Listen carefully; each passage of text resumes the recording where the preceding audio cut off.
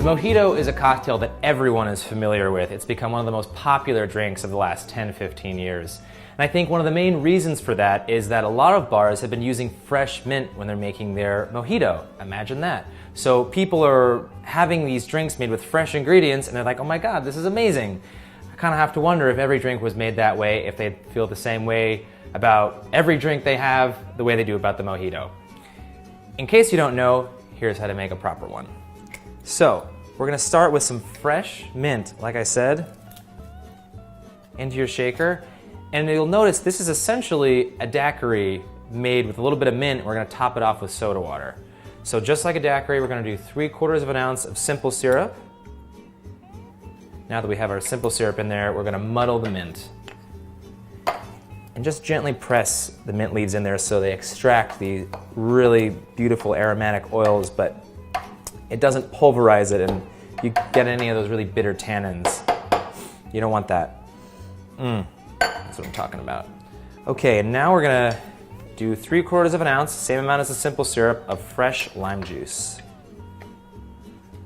Again, cannot stress fresh juice enough.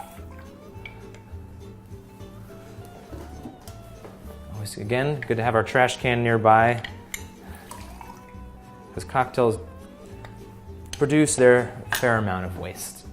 All right, 3/4 of an ounce of lime juice. The Mojito was originally invented in Cuba, and it actually goes back to, way back early 19th century. They've been drinking it over there for a while. It took some time to sort of sink in over here, but once it did, it really did. And I really think that this is just the regular Mojito, the best way to have it. You see blueberry mojitos and watermelon mojitos, and that's when you start to put processed fake ingredients in there. And that's not what you want. You just want the bare essentials, the freshest ingredients you can find. If you can put fresh watermelon in there, that's another story, but I don't think that's what those bars are doing. I don't believe it. So that was 2 ounces of white rum. And now we are ready to shake. Let's prep our ice in our glass first. Mojito's a long drink, as you probably know. So we're gonna use a Collins glass. I like to use a lot of ice because it's a really refreshing drink, so you want it nice and cold. All right, now we are ready to shake. Here we go.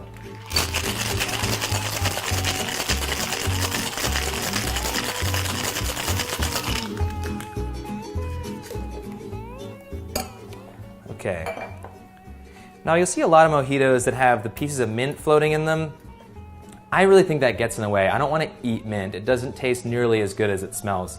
So I like to use a strainer and strain it out. These little bits of mint that will come through, I think, are all the really pieces you need. It still gives it that nice texture. It looks great. It makes you feel like you're drinking something really fresh, but it doesn't really get in the way of actually drinking it. Now just a little bit of soda on top. And finally, we're gonna garnish off with some beautifully picturesque mint sprigs.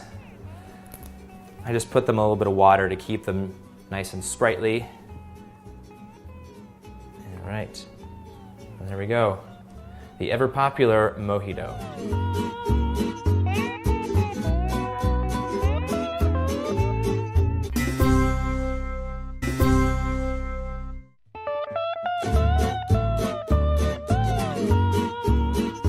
The Mojito is a cocktail that everyone is familiar with. It's become one of the most popular drinks of the last 10-15 years.